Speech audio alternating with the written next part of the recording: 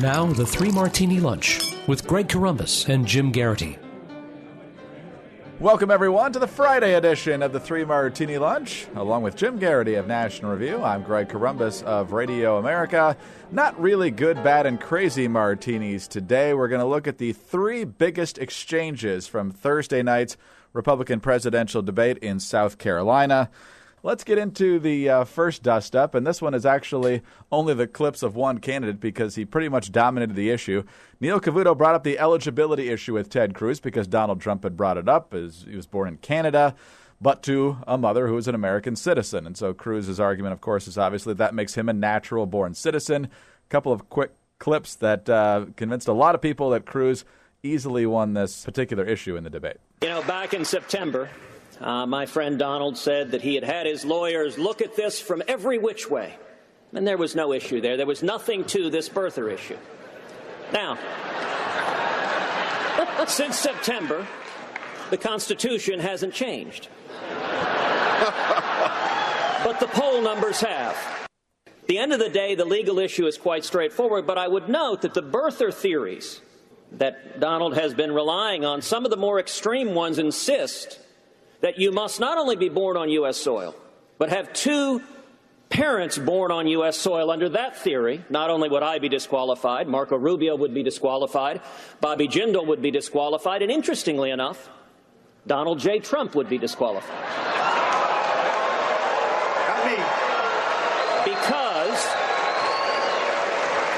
Because Donald's mother was born in Scotland. Jim, it seems like game, set, match in that exchange, and I'm sure you're doubly happy because Jindal got mentioned. From one brief shining moment, he was back in the race. I think this may have been one of Cruz's most impressive rhetorical and verbal, just presentation moments of this entire campaign.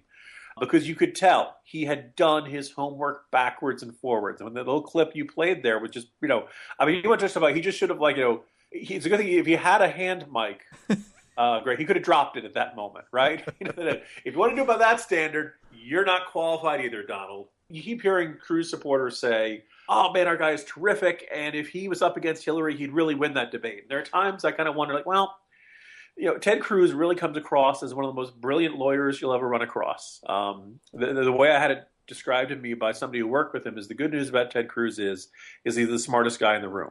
The bad news about Ted Cruz is he has to let you know he's the smartest guy in the room. In this case, the fact that he knew the law, the fact that he knew Donald Trump's own record, the fact that he could point to kind of the opportunism of Donald on this and how the Constitution hadn't changed, but the polling had, he just dismantled him. And I think it was I think this is if you want to vote against Ted Cruz, the idea that he's some sort of Canadian sleeper agent or that the Democrats are going to knock him off the ballot and win the 2016 election by default, those are not good reasons. There are better reasons than this. And it was one of the few times I think we've seen Trump really come across as being flummoxed on this. And you just could tell that, Trump wings it and Ted Cruz knows his stuff backwards and forwards. And I kind of am intrigued to see how Ted Cruz would handle Hillary Clinton in a debate. We will see how that scenario shakes out. But man, oh man, you want to talk about, score one for the Princeton debate team because Cruz came into this knowing what he wanted to do and just doing it step by step. I felt like I was watching the bomb squad defuse something and just do it step by step, calmly and methodically. And he got Trump to admit that it was the polling changes over the past few weeks and months that ultimately triggered his reversal on Cruz's eligibility. But it wasn't the first Cruz-Trump exchange. There was another one a short time later over Cruz's statement over the past few days that Trump embodies New York values, with the implication obviously being that those are not the same as Iowa values or conservative values, perhaps. A lot of people think Trump got the better end of this exchange. A couple of quick Cruz clips and then Trump's response. But everyone understands that the values in New York City are socially liberal or pro-abortion or pro-gay marriage, focused around money and the media. The concept of New York values is not that complicated to figure out. Not too many years ago, Donald did a long interview with Tim Russert. And in that interview, he explained his views on a whole host of issues that were very, very different from the views he's describing now. And his explanation, he said, look, I'm from New York. That's what we believe in New York. Those aren't Iowa values, but this is what we believe in New York. And so that was his explanation. But here came the Trump card, if you will.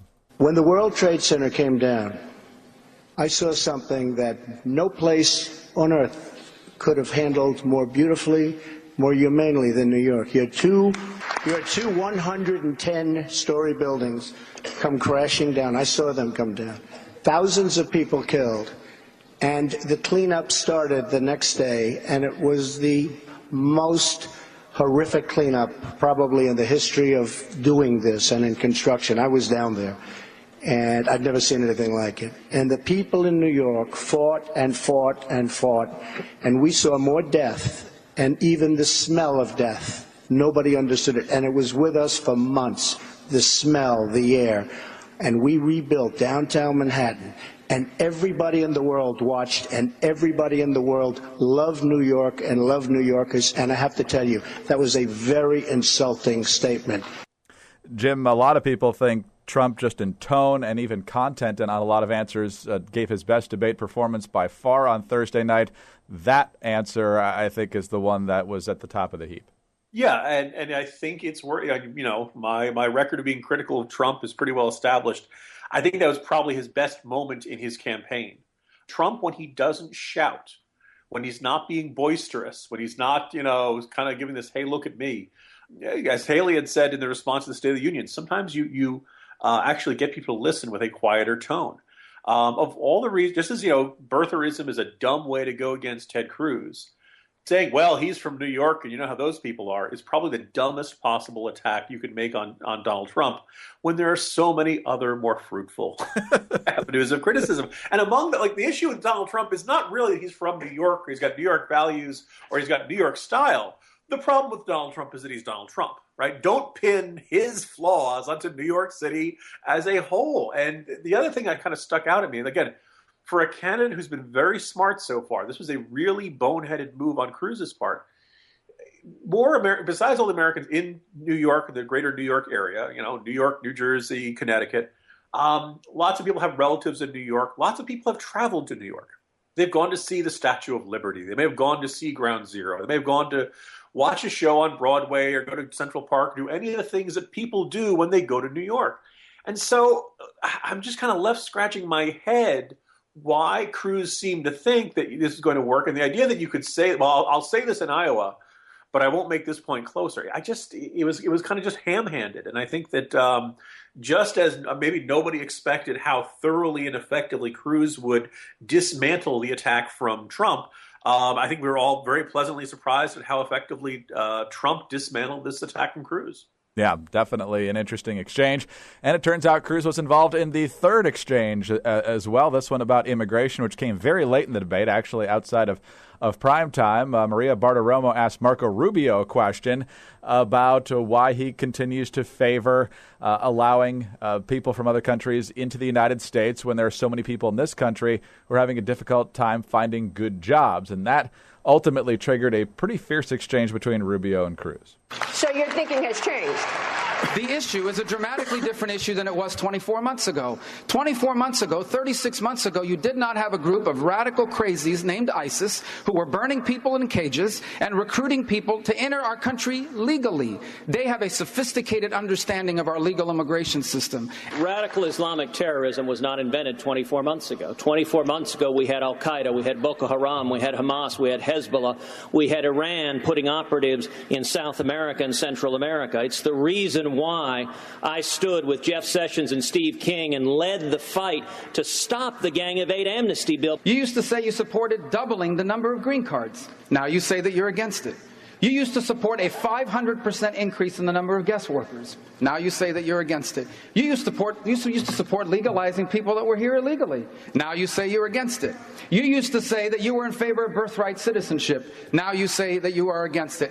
Then Rubio went on to even mention some issues unrelated to immigration where he accused Cruz of flip-flopping, and then Cruz came back and saying, I actually supported that issue that you just spoke about because I voted for your amendment. It was about military spending. So, Jim, especially with the laundry list of alleged flip-flops, a lot of folks think Rubio won that exchange.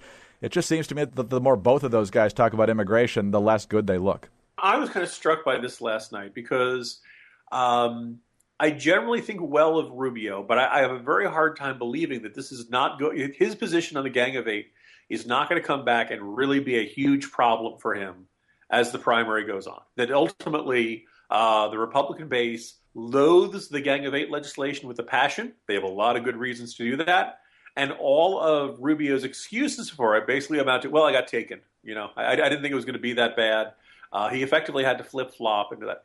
He tore into Ted Cruz with his flip-flopping afterwards on all kinds of topics from, raising the number of H-1B visas to crop insurance. But I don't know if you noticed, Greg, when he said, and you flip-flopped on crop insurance, there's this big roar from the crowd. I didn't know that, inconsistency on crop insurance was a really big deal down there in Charleston, South Carolina. But Mom and Dad were in the audience for that last night, so maybe they were the ones applauding for it. I don't know.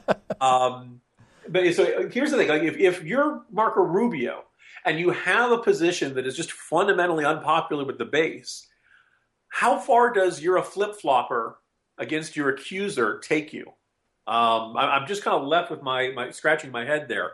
Nonetheless, Rubio had a very good night. I don't feel like he's diffused it. I kind of feel like he's dodged a bullet twice in the sense that the first time he was able to get into this, point out that Cruz introduced an amendment for path to legalization, and Cruz keeps insisting, no, I only did that as a poison pill to demonstrate that the Democrats were not willing to compromise on this.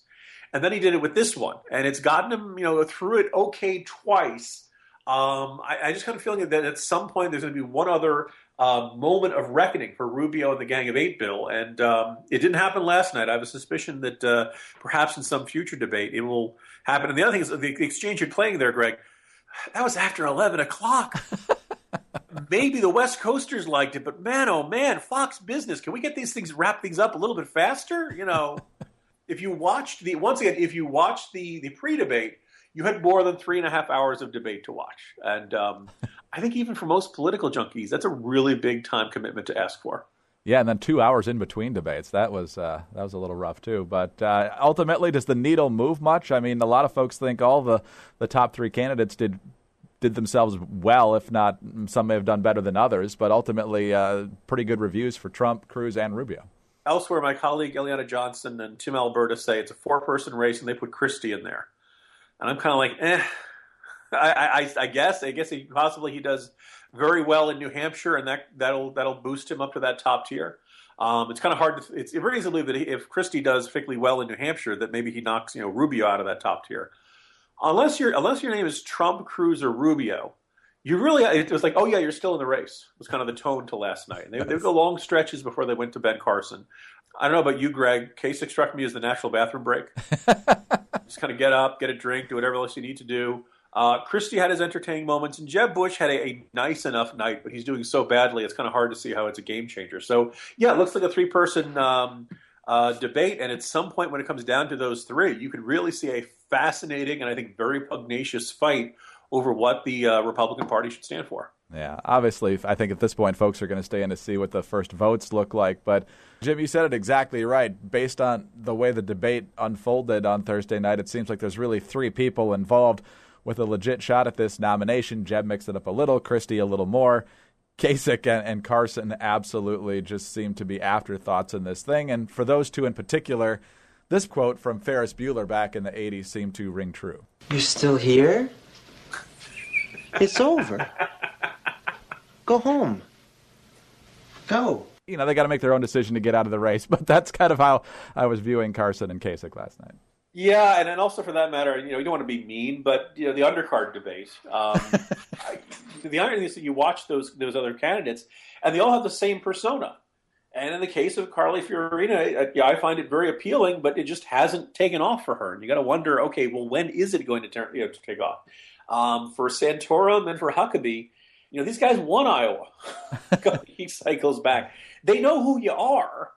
They just, for whatever reason, they're just not buying it this time around. And you got to wonder at some point, do they say, okay, at least after Iowa, isn't it reasonable to say, okay, guys, it's not working for you. Time to hang it up? I think we may see that, at least with one of those guys after Iowa, if the numbers don't change dramatically over the next 2.5 weeks. But we will wait and see. So, Jim, we've got 6 Republican debates in the book now. I think that's the last one before Iowa, correct? I believe you are correct, Greg, yes. Wow, so real votes before the next debate. Amazing. Jim, have a great weekend. Hope the Patriots lose, and we'll talk to you on Monday. See you Monday, Greg. Jim Garrity of National Review. I'm Greg Columbus of Radio America. Thanks for being with us today. Have a great weekend, everyone. Join us Monday for the next 3 Martini Lunch.